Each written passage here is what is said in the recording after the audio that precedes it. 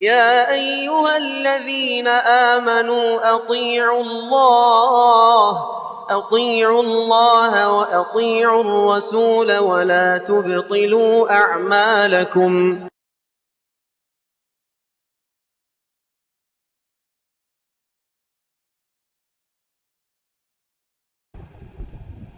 بسم الله الرحمن الرحيم. إن الحمد لله نحمده ونستعينه ونستغفره ونعوذ بالله من شرور أنفسنا ومن سيئات أعمالنا.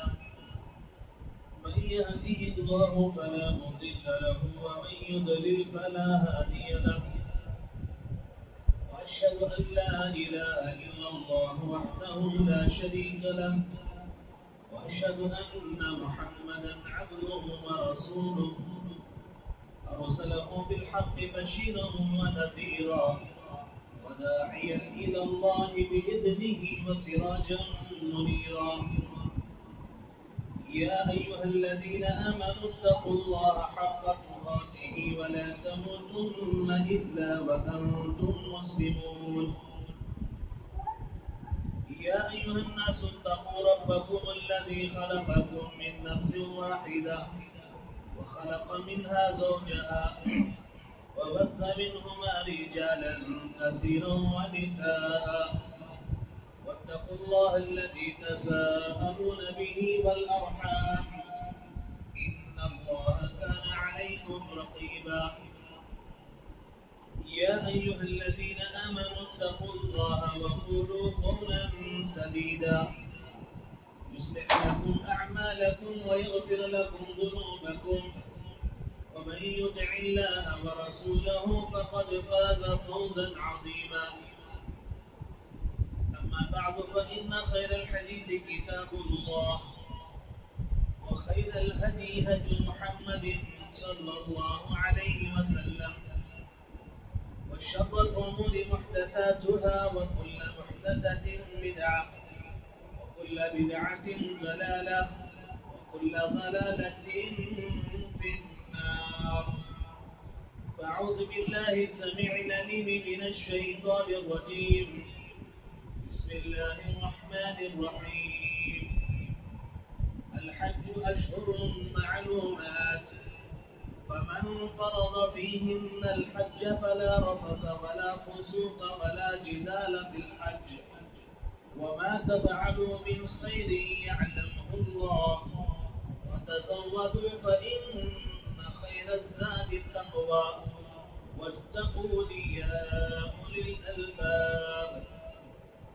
رب اشرح لي صدري ويسر لي أمري واحلل عقدة من لساني يفقهوا قولي.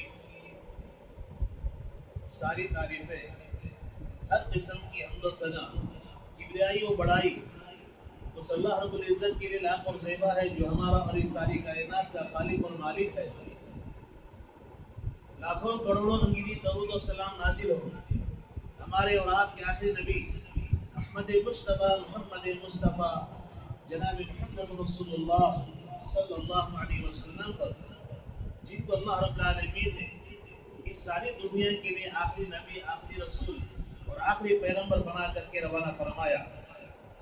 محترم حاضرین، نوجوان دوستو، بزرگ، معزز خواتین اسلام، خطبہ مسنہ کے بعد سورہ بقرہ کی مشہور آیت کریمہ جو حج سے متعلق ہے آپ احباب کے سامنے پڑھی گئی ہے. اور آج کے خطبے میں انشاءاللہ اسی آیت کریمہ کی روشنی میں کچھ اہم باتیں احباب کے سامنے رکھنے جا رہا ہوں. دعا کریں اللہ رب العالمین سے رب ذوالجلال جو کچھ باتیں کتاب و سنت کی روشنی میں ہمارے سامنے آئے اللہ تعالیٰ کہنے والوں کو سننے والوں کو کہنے سننے سے زیادہ عمل کی توفیق عطا فرمائے. آمین یا رب العالمین. محترم حاضرین، جس مہینے سے یا جن ایام سے ہم گزر رہے ہیں یہ ذی قعدہ کا مہینہ ہے اور حج کے ایام ہی حج کے مہینے ہی. اللہ کے نبی صلی اللہ علیہ وسلم نے بتایا کہ شوال، ذی قعدہ اور ذی الحج یہ اشہر حرم ہی یعنی حج کے مہینے ہی. لوگ رمضان کے بعد آج کی طرح تیز رفتار سواریاں پہلے نہیں تھی تو لوگ اپنے اپنے اپنے دور میں اپنے اپنے زمانے میں جو سواریاں ہوتی تھی یا کچھ لوگ پیدل بھی نکل جاتے تھے تو ایک لمبا عرصہ لگتا تھا، لمبی مدت لگتی تھی، وقت لگتا تھا، تو شوال ہی سے جو ہے حج کی تیاریاں کرتے اور نکل جاتے تھے حج کے سفر پر۔ تو ہم بھی دیکھ رہے ہیں کہ ہمارے شہر بنگلور سے گزشتہ جمعہ سے پہلے جمعرات کو پہلا قافلہ جو ہے، جمعرات کے دن ہی 2 قافلے جو ہے یہاں سے روانہ ہوئے، مدینہ المنورہ پہنچے، اور ہم دیکھ رہے ہیں کہ مسلسل ہمارے شہر سے، ہمارے ریاست سے، صوبے سے، دنیا کے چپے چپے سے لوگ کعبۃ اللہ کی طرف رخ کر رہے ہیں، مکہ المکرمہ کی طرف رخ کر رہے ہیں، تاکہ اسلام کا جو 5واں اہم رکن ہے جسے حج کہتے ہیں، فریض حج کی ادائیگی کے لیے دنیا کے کونے کونے سے لوگ جو ہے کعبۃ اللہ پہنچ رہے ہیں۔ محترم حاضرین، اسی مناسبت سے میں نے سمجھا کہ حج سے متعلق کچھ باتیں ہمارے سامنے جو ہے آئیں، اور یہ ہمارے لیے ضروری ہے۔ حج کا کوئی تربیتی پروگرام نہیں ہے، حج کا طریقہ نہیں بتاؤں گا میں، لیکن جو یہ سفر حج ہے یہ معمولی سفر نہیں ہے اور معمولی عبادت نہیں ہے، یہ سفر بھی عظیم ہے اور یہ عبادت بھی بڑی عظیم ہے۔ یہ اللہ رب العالمین حجاج کرام کے لیے اور غیر حاجیوں کے لیے، جو لوگ حج کو جا رہے ہیں اور جو لوگ حج کو نہیں جا رہے ہیں، دونوں کے لیے اللہ رب العالمین نے حج کے اس موقع کی مناسبت سے بڑی نصیحت کی باتیں اور بڑے اسباق اور بڑے دروس اللہ رب العالمین نے اس حج کے سفر میں رکھے ہیں۔ اور آئیے آج کے خطبے میں ہم معلوم کریں کہ حج کے سفر میں اللہ رب العالمین نے حاجیوں کے لیے اور غیر حاجیوں کے لیے کیا سبق رکھے ہیں اور کون سے اہم سبق ہیں۔ محترم حاضرین، ہم جب دیکھتے ہیں اور پورے حج کا جو ہے بڑے دقت کے ساتھ جائزہ لیتے ہیں، معلوم ہوتا ہے اللہ رب العالمین نے اس سفر حج میں جو پہلا سبق، پہلا درس حاجیوں کے لیے اور غیر حاجیوں کے لیے رکھا ہے وہ توحید کا سبق ہے، وہ توحید کا درس ہے۔ اور توحید یہ مسلمان کے لیے جنت میں داخلے کے لیے، عمل کی قبولیت کے لیے شرط ہے۔ اللہ رب العالمین حاجیوں کو بلا کر کے اور غیر حاجیوں کو حج کے تعلق سے جو غور و فکر کرتے ہیں، اللہ رب العالمین توحید کا سبق اور توحید کا درس اللہ رب العالمین ان کے لیے رکھے ہیں۔ آپ دیکھتے ہیں جب حاجی احرام پہنتا ہے، حاجی احرام پہنتے ہیں اور میقات پر پہنچتے ہیں، اور جیسی میقات کے قریب پہنچتے ہیں ان کو جو تلبیہ پڑھنا ہوتا ہے، جو نعرہ بلند کرنا ہوتا ہے، جو جملے انہیں ادا کرنے پڑتے ہیں، وہ توحید کا نعرہ ہے، وہ توحید کا کلمہ ہے، توحید کا اسے اقرار کرنا پڑتا ہے اور اسے کہنا پڑتا ہے لبیک اللہم لبیک لبیک لا شریک لک لبیک ان الحمد والنعمت لک والملک لا شریک لک۔ اسے بار بار اقرار کرنا پڑتا ہے حاجی کو، اے اللہ تیری ذات میں، تیری عبادت میں، تیری صفات میں کوئی شریک نہیں ہے، تو عبادت میں بھی، تو اپنی ذات میں بھی، تو اپنی صفات میں بھی اکیلا ہے، تنہا ہے، اللہ کوئی شریک نہیں، تیرا کوئی پارٹنر نہیں ہے، اسے یہ اقرار کرنا پڑتا ہے۔ اسی طرح سے جب وہ سمجھو حجر اسود کے پاس پہنچتا ہے، حجر اسود کے پاس پہنچتا ہے، طواف شروع کرنے کے لیے اسے کیا کہنا پڑتا ہے؟ اسے یہ نعرہ بلند کرنا پڑتا ہے بسم اللہ اللہ اکبر، میں شروع کر رہا ہوں، میں طواف شروع کر رہا ہوں، بسم اللہ اللہ اکبر، اس اللہ کے نام سے جو سب سے بلند ہے، سب سے بڑا ہے، اس اللہ کے نام سے میں اپنا طواف شروع کر رہا ہوں۔ لہذا وہ طواف شروع کرتا ہے اللہ تعالیٰ کے بلند اور بالا ہونے میں اقرار کرتے ہوئے وہ طواف کو شروع کرتا ہے۔ اور اسی طرح سے حجر اسود کے پاس دوبارہ جب پہنچتا ہے پھر جو ہے اللہ اکبر وہ کہتا ہے، اقرار کرنا پڑتا ہے پھر اسے، اللہ تو ہی سب سے بڑا ہے، تیرے برابر کوئی اس کائنات کے اندر نہیں ہے۔ اسی طرح سے جب صفا پر پہنچتا ہے، صفا کی پہاڑی پر پہنچتا ہے حاجی، طواف مکمل کرنے کے بعد جب صفا پر پہنچتا ہے اسے یہ کلمہ پڑھنا پڑتا ہے لا الہ الا اللہ وحدہ لا شریک لہ لہ الملک ولہ الحمد وہو علی کل شیء قدیر لا الہ الا اللہ وحدہ انجز وعدہ ونصر ونصر عبده وهزم الاحزاب وحده، یہ سارے کے سارے کلمات میرے بھائیوں توحید توحید توحید کا سبق سکھاتے ہیں، توحید کا درس دیتے ہیں۔ اللہ کی ذات میں کوئی شریک نہیں، اس کی عبادت میں کوئی شریک نہیں، اس کی صفات میں کوئی شریک نہیں ہے۔ اسی طرح سے مروہ پر پہنچتا ہے، وہاں پر بھی اسے یہ کلمات ادا کرنے پڑتے ہیں، توحید کا یہ نعرہ اسے بلند کرنا پڑتا ہے۔ اور اسی طرح سے جب وہ مینا میں پہنچتا ہے، عرفات میں پہنچتا ہے، اور عرفات میں خصوصی طور پر اللہ کے نبی صلی اللہ علیہ وسلم نے فرمایا الحج عرفہ، عرفہ یہ اصل حج ہے۔ یہ جس آدمی کا عرفہ مس ہو گیا، جو آدمی عرفات کے میدان میں پہنچ نہیں پایا، مغرب سے پہلے اگر وہ نہیں پہنچا، کم سے کم اس کا حج ہی نہیں ہوا۔ اسی لیے ہم دیکھتے ہیں سعودی حکومت کیا کرتی ہے، ایسے لوگ جو یہاں سے چلے جاتے ہیں اور بیمار ہو جاتے ہیں، کبھی کبھی لوگ جو ہے ایسیوں میں رہتے ہیں، ایسیوں میں رہتے ہیں، وہ لوگ جو ہے مینا کے میدان میں ان کو نہیں لے کے جاتے، ان کو مینا کے میدان میں نہیں لے کے جاتے، جو بہت سخت بیمار ہیں، ایسیوں میں ان کو رکھا گیا ہے۔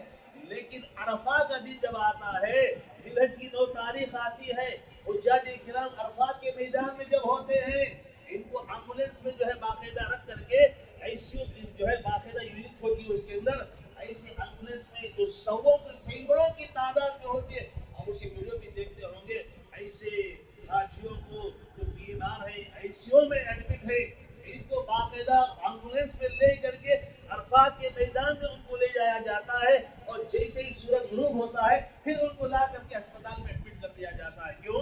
اللہ کے نبی نے فرمایا الحج عرفہ، عرفہ کے میدان میں پہنچنا حاجی کا ضروری ہے، اور یہی اصل حج ہے میرے بھائیوں۔ اور وہ جب عرفات کا دن آتا ہے، پیارے نبی صلی اللہ علیہ وسلم نے فرمایا اس وقت اس دن آپ کو بے شمار دعائیں آپ کو کرنی پڑیں گی آپ کو، لیکن پیارے نبی نے فرمایا میں اور مجھ سے پہلے جتنے انبیاء نے عرفات کے میدان میں جو دعا پڑھی ہے، وہ دعا کیا ہے، وہ کلمہ کیا ہے؟ لا الہ الا اللہ وحدہ لا شریک لہ لہ الملک ولہ الحمد وہو علی کل شیء قدیر۔ یہ کیا ہے؟ توحید کا اقرار، توحید کا نعرہ، توحید کے کلمات اسے ادا کرنے پڑتے ہیں، توحید کا اقرار اسے کرنا پڑتا ہے۔ پھر اس کے بعد عرفات سے اسے مزدلفہ وہ پہنچتا ہے، مزدلفہ سے پھر مینا آتا ہے 10 تاریخ کو، اور آ کر کے اسے جمرات کو کنکریاں مارنی ہوتی ہیں۔ لوگ شیطان کو کنکری مارنا کہتے ہیں، شیطان ہی جمرات ہے، جمرات کو کنکریاں مارنی پڑتی، اور جمرات کو کنکری مارتے ہوئے بھی اسے کیا کلمات ادا کرنے ہوتے ہیں؟ اللہ اکبر اللہ اکبر، پڑھتے ہوئے وہ کنکریاں جو ہے مارے گا، قربانی دے گا، جانور ذبح کرے گا، بسم اللہ اللہ اکبر بول کر کے جانور ذبح کرے گا۔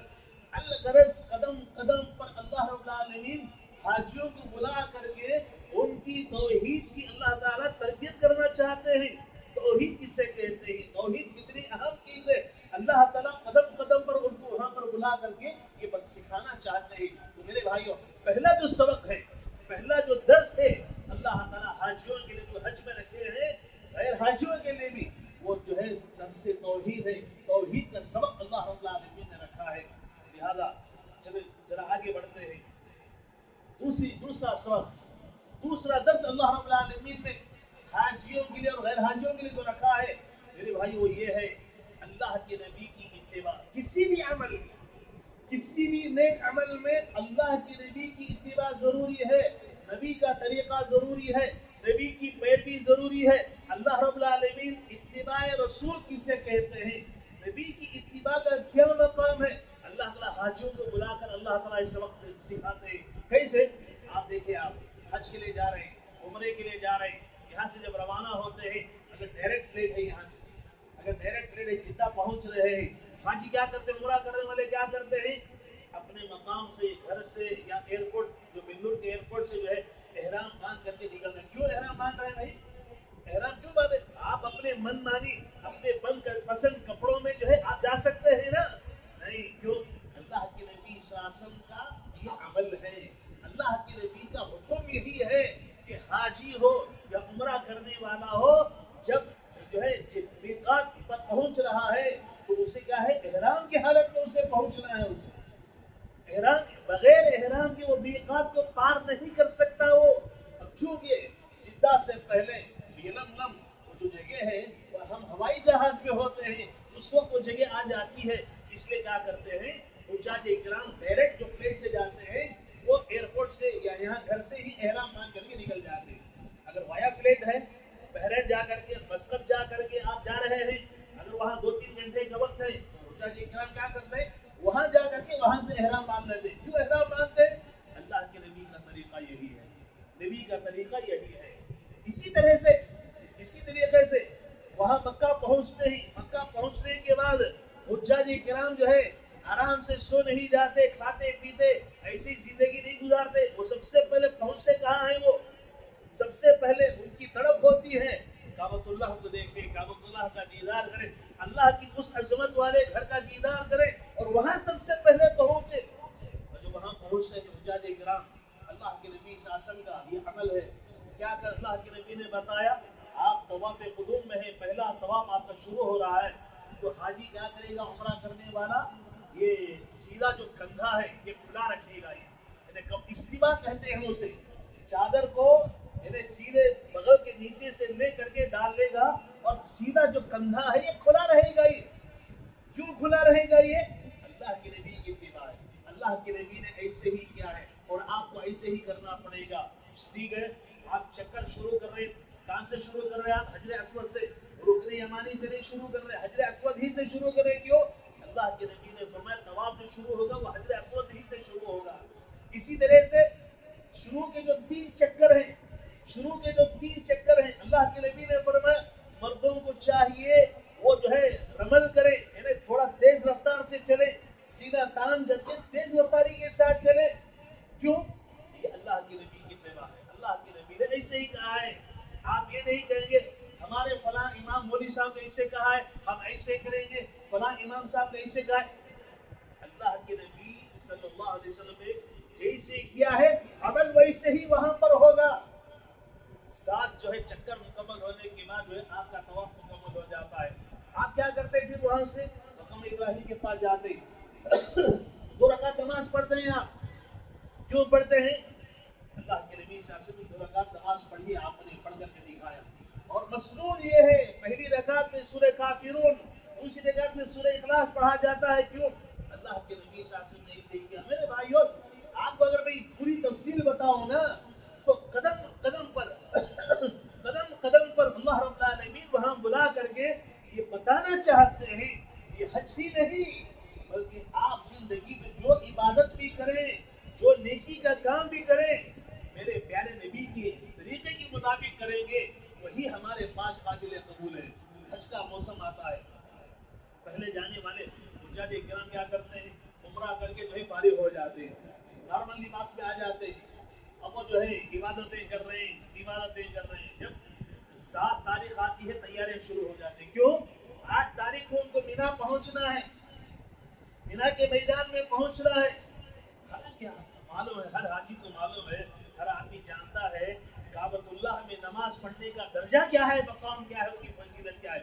پیارے نبی صلی اللہ علیہ وسلم نے فرمایا کعبۃ اللہ میں ایک نماز کا ادا کرنا دوسری مساجد میں 1 لاکھ نماز پڑھنے کے برابر ہے، 1 لاکھ نماز پڑھنے کے برابر ہے۔ لیکن اس سے ہی 8 تاریخ آتی ہے، ذی الحج کی 8 تاریخ آتی ہے، اس 8 تاریخ سے پہلے کعبۃ اللہ کھچا کھچ بھرا رہتا ہے، مکے کی پوری گلیاں کھچا کھچ بھری رہتی ہے۔ 8 تاریخ کی فجر جیسے ہی ہو جاتی ہے پورا حرم خالی ہو جاتا ہے، مکہ خالی ہو جاتا ہے۔ کیوں؟ سب مینا کے میدان میں پہنچ جاتے ہیں۔ ارے بھائی نہیں مینا نہیں جاتا، میں کیا کمانے کے لیے آیا ہوا ہوں، میں حرم میں نماز پڑھوں گا، ایک نماز 1 لاکھ نماز کے برابر ہے، میں نیکیاں ثواب کما لوں گا، میں ہی رہوں گا، مینا کے میدان میں نہیں جاؤں گا، عرفات کے میدان میں نہیں جاؤں گا، تو کیا ہوگا؟ حج ہوگا اس کا نہیں۔ 8 تاریخ جیسے ہی آتی ہے حجاج کرام پورے کے پورے مینا کے میدان میں پہنچ جاتے ہیں۔ ظہر، عصر، مغرب، عشاء، فجر کی نماز مینا میں پڑھتے ہیں۔ یہ 9 تاریخ کو فجر کی نماز پڑھنے کے بعد وہ جو ہے سفر شروع کرتے ہیں کہاں؟ عرفات کے میدان کی طرف چلے جاتے ہیں۔ عرفات وہ بھی میدان ہے، مینا یہ بھی میدان ہے، یہ بھی یہاں ٹینٹ ہے اور وہاں جو ہے اب ٹینٹ ابھی لگائے جا رہے ہیں. سمجھے یہ بھی میدان ہے وہ بھی میدان ہے. لوگ اگر یہ کہیں کہ بھائی اب یہ میدان سے وہ میدان کوئی کو جانا, وہ میدان سے وہ میدان کو کیوں جانا, ایک ہی میدان میں بیٹھے رہیں گے, نہیں. اللہ کے نبی کا عمل ہے, نبی نے طریقہ بتایا ہے. 9 تاریخ کو عرفات کے میدان میں رہیں گے. کب تک رہیں گے؟ وہاں ظہر اثر کی نماز جمع بین الصلاتین ادا کریں گے اور اس کے بعد دعا میں بیٹھ جائیں گے. مغرب کا وقت ہو جائے گا, سورج غروب ہو گیا. حالانکہ حکم ہم تمام کو کیا ہے؟ سورج غروب ہوتے ہی مغرب کی نماز ادا کرو. لیکن وہاں پر لاکھوں کی تعداد میں مسلمان ایک میدان میں جمع ہے, سورج غروب ہو گیا ہے. کیا مجال کہ کوئی آگے بڑھ کر کے مغرب کی نماز پڑھ لے والا, کیا مجال کہ آگے بڑھ کر کے مغرب کی نماز ادا کر لے. کیوں؟ اللہ کے نبی نے نہیں پڑھا, پیارے نبی نے بتایا مغرب کی نماز سورج غروب ضرور ہو گیا ہے, مغرب کے بعد ہی آپ کو نکلنا ہے. گیٹ بند کر دیے جاتے ہیں, سورج غروب ہونے کے بعد گیٹ اوپن ہوتا ہے, لوگ نکلتے ہیں یہاں سے. پیارے نبی کی تعلیم یہ ہے کہ مزدلفہ پہنچ کر کے مغرب اور عشاء کی نماز جمع بین الصلاتین ادا کرو. حجاج اکرام وقت ہو گیا ہے نہیں پڑھتے, کیوں؟ اللہ کے نبی کا عمل ہے. وہ جو ہے مزدلفہ جاتے ہیں, مغرب اور عشاء کی نماز جمع بین الصلاتین ادا کرتے ہیں. اور وہاں پر حالانکہ دیکھیے وہ بھی میدان ہے, وہ بھی میدان ہے. ایسے معلوم ہوتا ہے قبرستان ہے, وہ قبرستان میں مردے اندر ہوتے ہیں, یہاں اوپر جو ہے لوگ سوئے رہتے ہیں. چٹیل میدان, کھلی چھت, آسمان کے نیچے لوگ آرام کرتے ہیں, سوتے رہیں. اب آدمی عبادت کے لیے گیا ہے وہاں پر. دیکھیے ذرا غور کیجیے, وہاں گیا ہے آدمی نیکیاں کمانے کے لیے, ثواب کی نیت سے وہاں پر گیا ہوا ہے, مزدلفہ کے میدان میں پہنچا ہوا ہے. میرے نبی نے فرمایا وہاں حجاج کرام رات میں عبادت نہیں کریں گے, آرام کریں گے. وہاں پر آرام, پیارے نبی عمل کر کے دکھائے, آرام کر کے. اللہ کے نبی نے آرام کیا. کیوں؟ 10 تاریخ کو ان کو بہت سارے کام کرنا ہوتا ہے جس میں حاجی تھک جاتا ہے. اللہ کے نبی آرام کیے. فجر کی نماز سے پہلے اللہ کے نبی بڑی دعائیں کرتے رہے. فجر کی نماز پڑھے اللہ کے نبی, کب تک نماز پڑھ, نماز کے بعد دعاؤں میں لگے رہے. سورج طلوع ہو گیا, اس کے بعد اللہ کے نبی کیا کرے, پھر وہاں سے نکلے, پھر مینا کو آگے, مینا سے عرفات, عرفات سے مزدلفہ, پھر مینا کے میدان. میرے بھائیوں یہ جو ترتیب ہے یہ اللہ کے نبی صلی اللہ علیہ وسلم کی بتائی ہوئی ہے. اللہ تعالیٰ حاجیوں کو یہ بتانا چاہتے ہیں صرف حج ہی نہیں بلکہ آپ نماز پڑھنا چاہیں, روزہ رکھنا چاہیں, زکوٰۃ دینا چاہیں, قربانی کرنا چاہیں, اللہ کے نبی کی طریقے کے مطابق کرو. یہ سبق اللہ تعالیٰ حاجیوں کو وہاں سکھا کر بھیجتے ہیں. توحید کے بعد دوسرا جو سبق ہے وہ اتباع سنت, نیکی کے کام میں اللہ کے نبی کا طریقہ کیا ہے, نبی کی پیروی, نبی کی سنت کیا ہے, اس کے مطابق عمل کریں گے, اللہ کے عمل قبول ہوگا. تیسرا جو سبق ہے اللہ تعالیٰ حاجیوں کو بلا کر جو دینا چاہتے ہیں میرے بھائیوں, اتحاد اور اتفاق کا درس. اتحاد اور اتفاق کا سبق اللہ تعالیٰ وہاں سکھانا چاہتے ہیں اور یہ درس دینا چاہتے ہیں. گزشتہ مہینہ جب میں آپ کے سامنے خطبہ دینے کے لیے آیا تھا, آپ کے سامنے اتحاد اور اتفاق کے فوائد کیا ہیں اور نقصانات کیا ہیں, اسی عنوان پر میں نے خطبہ دیا تھا. دیکھیے اللہ تعالیٰ 5 وقتہ نمازوں میں مقامی لوگوں کو, جمعہ میں مختلف علاقوں کے لوگوں کو, عیدین میں پورے گاؤں کے لوگوں کو ایک جگہ میں جمع کر کے, اور پھر حج کے موقع پر اللہ رب العالمین دنیا کے کونے کونے سے, دنیا کے چپے چپے سے اللہ تعالیٰ لوگوں کو بلا کر ایک جگہ جمع کر کے اللہ رب العالمین جو ہے ان کو اتحاد اور اتفاق کا سبق اللہ رب العالمین انہیں دینا چاہتے ہیں, انہیں سکھانا چاہتے ہیں. مختلف ممالک کے لوگ ہیں, مختلف کلچر ہے, ان کا الگ تہذیب ہے, ان کی زبان الگ ہے, الگ رنگ و روپ کے لوگ ہیں. لیکن میرے بھائیوں جب آپ کے بازو آ کر بیٹھ جاتے ہیں, امریکہ کا کوئی جو ہے یورپ کا گورا آدمی بھی بیٹھا ہوا ہے, افریقہ کا کالا آدمی بھی بیٹھا ہوا ہے, بازو بیٹھتے ہیں, دیکھتے ہیں تو خوشی ہوتی ہے. اور زبان نہیں آتی, ایک دوسرے کو پہچانتے نہیں. السلام علیکم, آپ کے زبان سے کیا نکلا, ان کی زبان سے السلام علیکم کیا نکلا, دل باغ باغ ہو جاتا ہے, دل خوش ہو جاتا ہے کہ کون سے ملک کے لوگ ہیں, نہ زبان جانتے ہیں, نہ جو ہے ان کے طور طریقے جانتے ہیں. بعض نماز میں بیٹھا ہوا سلام کرتے ہی جو ہے دوستی ہو جائے, تعلقات میں محبت پیدا ہو جاتی ہے. اللہ رب العالمین اس طرح لوگوں کو اتحاد اور اتفاق کا درس دے کر بھیجتے ہیں. یہاں جو سبق تم نے سیکھا ہے, جا کر کے وہاں پر ایسے زندگی گزارو. وہاں زبان الگ ہونے کی وجہ سے, تہذیب الگ ہونے کی وجہ سے ہو سکتا ہے تکلیف ہو آپ کو, لیکن آپ ہر چیز کو برداشت کرتے ہیں, ہر چیز کو برداشت کرتے ہیں. وہاں جا کر کے بھی آپ جو ہے ایک دوسرے کے مزاج کو, جو ہر آدمی کا مزاج الگ ہوتا ہے, اسے برداشت کرو اور اتحاد اور اتفاق کو ہاتھ سے جانے نہ دو. یہ سبق اللہ رب العالمین دے کر بھیجتے ہیں.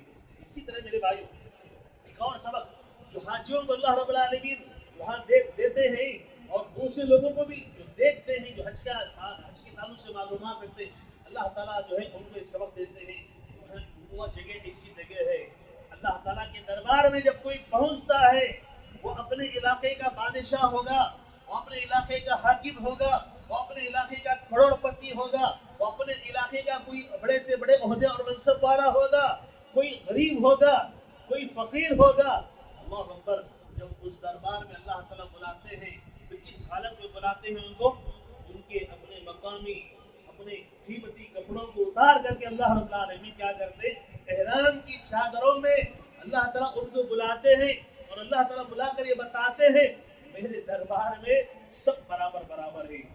تو بادشاہ ہوگا, تو اپنے علاقے کا حاکم ہوگا, فلاں ہوگا فلاں ہوگا, میرے دربار میں آتے ہی سب جو ہے برابر برابر ہے. اللہ تعالیٰ جو ہے یہ برابری کا, مساوات کا اللہ رب العالمین جو ہے قدم قدم پر جو ہے سبق دیتے ہیں. حالانکہ مختلف خاندان کے, مختلف قبیلوں کے لوگ ہوتے ہیں, ہر لحاظ سے مختلف ہوتے ہیں, اللہ کے دربار میں جب پہنچتے ہیں سب برابر برابر ہو جاتے ہیں. ایک ساتھ جو ہے طواف کر رہے ہیں, ان کے لیے اسپیشل طواف نہیں ہے, اور جو ہے صحیح جب کرتے ہیں اسپیشل ان کے لیے کوئی جو ہے صحیح نہیں ہے. غریب بھی ساتھ میں جو ہے صحیح کر رہا ہے, بڑا حاکم بھی جو ہے وہ صحیح کر رہا ہے.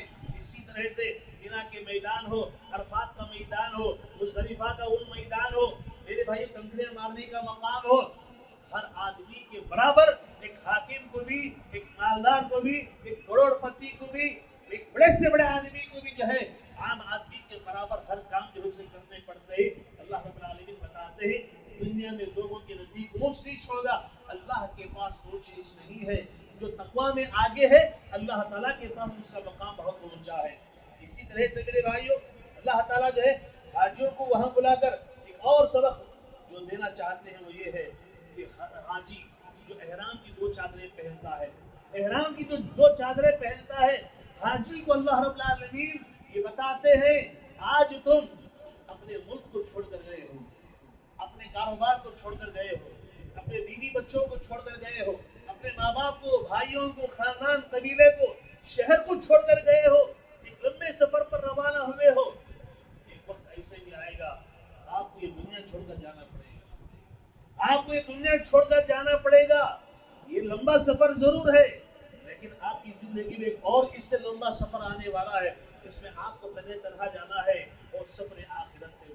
اللہ تعالیٰ جو ہے یہ سبق ان کو دینا چاہتے ہیں, اور ساتھ ساتھ احرام کی جو 2 چادریں ہیں اللہ تعالیٰ اس کے ذریعے ان کو یہ سبق دینا چاہتے ہیں, ان کو یہ بتانا چاہتے ہیں اے حاجی آج تو اپنے جسم کی سارے کپڑوں کو نکال دیا ہے, سارے کپڑوں کو نکال دیا ہے, ایک احرام کی چادر باندھ لیا ہے, اور احرام کی اور چادر جو ہے اپنے کندھے پر ڈال لیا ہے. یاد رکھ جب تو سفر آخرت پر روانہ ہوگا اسی طرح تیرے سارے کپڑے نکال لیے جائیں گے, تیرے سارے کپڑے نکال لیے جائیں گے, تو نہیں نکالے گا, لوگ نکالیں گے, اور 3 چادروں میں تجھے لپیٹ کر کے رخصت کر دیں گے, سفر پر روانہ کر دیں گے. میرے بھائیو اللہ رب العالمین سفر حج پر جانے والے حجاج کرام یا ان جانے والوں کو دیکھنے والوں کو اللہ تعالیٰ سبق دیتے ہیں.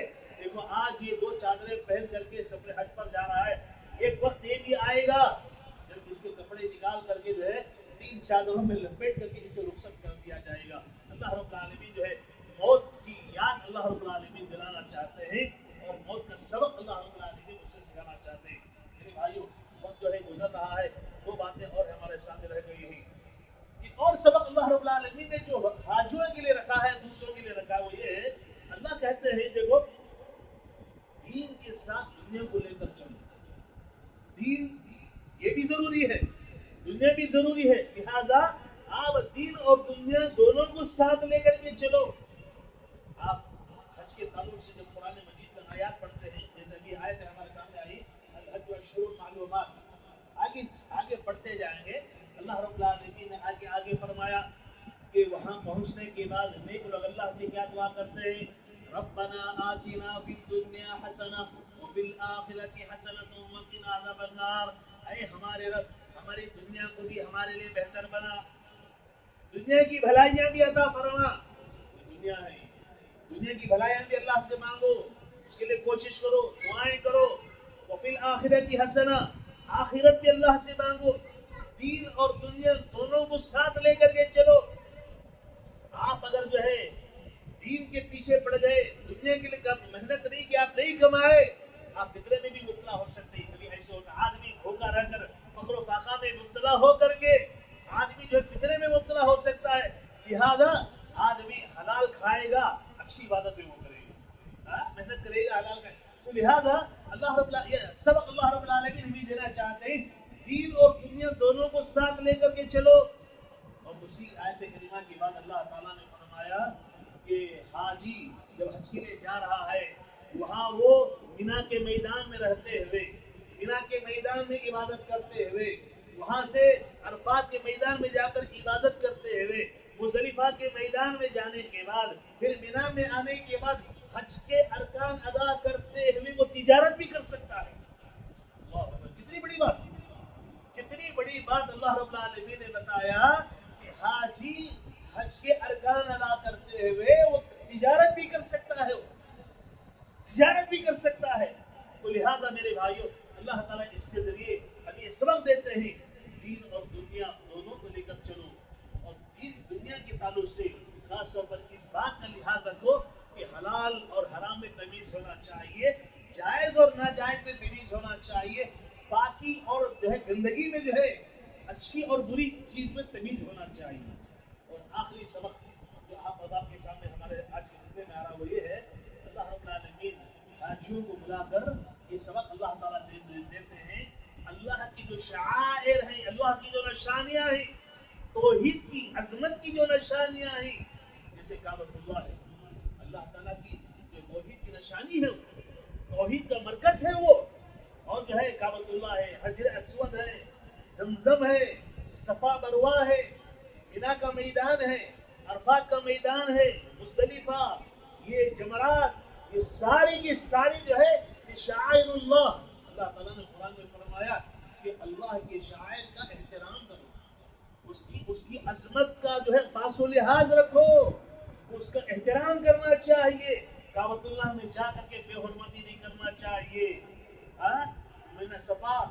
صفا مروہ کے جو پہاڑیاں جہاں ہیں وہاں جا کر گناہ کا کام نہیں کرنا چاہیے، نافرمانی کا کام نہیں کرنا چاہیے.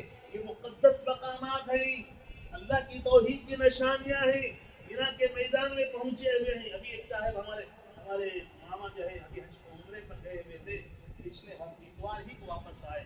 وہ بتا رہے تھے کہ حالات ایسے لوگ عمرے کے لیے آ رہے ہیں کہ پہلے لوگ جو ہے مکہ کی گلیوں میں چھپ کر کے سگریٹ پیا کرتے تھے، سگریٹ پیتے لوگ. بنگالی وغیرہ کیا کرتے ہیں، چوری سے بیچتے اور وہ مکے کی گلیوں میں چوری سے چھپ کر کے بیٹھ کر سگریٹ پیا کرتے. اب جو ہے کہ حرم کے باہر کا جو علاقہ جو لوگ بیٹھے رہتے نماز وغیرہ پڑھتے، دھڑلے سے لوگ وہاں کھڑے ہو کر سگریٹ پی رہے ہیں. حالات ایسے. میرے بھائیوں آپ سوچیں، اللہ تعالیٰ نے فرمایا کہ اللہ کے شعائر کا احترام کرنا چاہیے. یہ قرآن مجید ہے، یہ مساجد ہے، یہ بیت اللہ ہے، یہ سارے کے سارے جو ہے اللہ تعالیٰ کی توحید کے نشان شعائر ہیں. یہ اس کا احترام ہر مسلمان کو کرنا چاہیے. بے حرمتی نہیں ہونی چاہیے، بے حرمتی سے بچنا چاہیے، ورنہ جو ہے اللہ کے یہاں بہت بڑے مجرم ہوں گے. تو یہ چند باتیں بھی جو میں نے آپ کے سامنے جو ہے خطبہ جمعہ کی شکل میں رکھی. اللہ رب العالمین نے حج کے سفر میں حاجیوں کے لیے، غیر حاجیوں کے لیے اتنے بہترین اسباق اللہ تعالیٰ نے رکھے ہیں. یہ وہی آدمی سمجھ سکتا ہے جو پوری تیاری کے ساتھ اور جو ہے پوری جو ہے دل جمعی کے ساتھ، پوری یکسوئی کے ساتھ، اخلاص کے ساتھ جو حج کو جاتے ہیں. ان کی جو ہے یہ سارے اسباب معلوم ہو جاتے ہیں. ورنہ جو رسمی طور پر لوگ جاتے ہیں، بچوں نے بھیج دیا، بوڑھے ماں باپ چلے گئے، ان کو کیا رکن ادا کرنا ہے، کہاں جانا ہے، ان کو پتہ ہی نہیں چلتا. مینا میں گم گئے تو پھر جو ہے مینا میں ملتے ہیں، عرفات میں گم گئے تو پھر جو ہے مینا کے میدان میں ملتے ہیں. یہ جو ہے ارکان ان کے چھوٹ جاتے ہیں، بیچاروں کو معلوم ہی نہیں ہوتا. اب وہ جاتے ہیں واپس جو ہے کھجور پانی یہ جانی مازہ فلاں فلاں لے کے آتے ہیں، لوگوں کو تقسیم کر دیتے ہیں، کہتے ہیں ہم حج کو جا کر آ گئے. لہذا اس کی تیاری کرنا چاہیے پوری تیاری کے ساتھ. یہ ساری چیزیں ذہن میں رکھ کر آدمی جب حج کے لیے جاتا ہے، قدم قدم پر یہ اسباب اسے جو ہے یاد آتے رہتے ہیں، اور واقعی ان اسباب کو سیکھ کر یاد کر کے جو ہے وہ آتا ہے، اسے اپناتا ہے، عمل کرتا ہے. اللہ رب العالمین سے دعا کریں، اللہ رب العالمین جو احباب حج کے لیے جا چکے ہیں، اللہ تعالیٰ ان کو دوبارہ بار بار حج کی توفیق نصیب فرمائے. جو لوگ ابھی تک حج بیت اللہ کے لیے نہیں گئے ہوئے ہیں، اللہ تعالیٰ ہر مسلمان کو حج بیت اللہ کی توفیق نصیب فرمائے. اللہ رب العالمین کم سے کم جو غریب احباب ہیں، جو حج جن پر فرض نہیں ہے، کم سے کم اللہ رب العالمین عمرے کے لیے توفیق عطا فرمائے. اللہ رب العالمین یہ صحیح معنی میں جو حجاج کرام حج پر گئے ہوئے ہیں، اللہ تعالیٰ ان کی حفاظت فرمائے. اللہ تعالیٰ سنت کے مطابق ارکان کو ادا کرنے کی توفیق عطا فرمائے. رب ذوالجلال ہم تمام احباب کو بھی حج کے سفر سے، حج کی عبادت سے جو اہم اسباق حاصل ہوتے ہیں، جو ہم نے سنا ہے، اللہ رب العالمین اس کا اپنانے اور اس پر عمل کرنے کی توفیق عطا فرمائے. آمین. ربنا تقبل منا انك انت السميع العليم وتب علينا انك انت التواب الرحيم. واخر دعوانا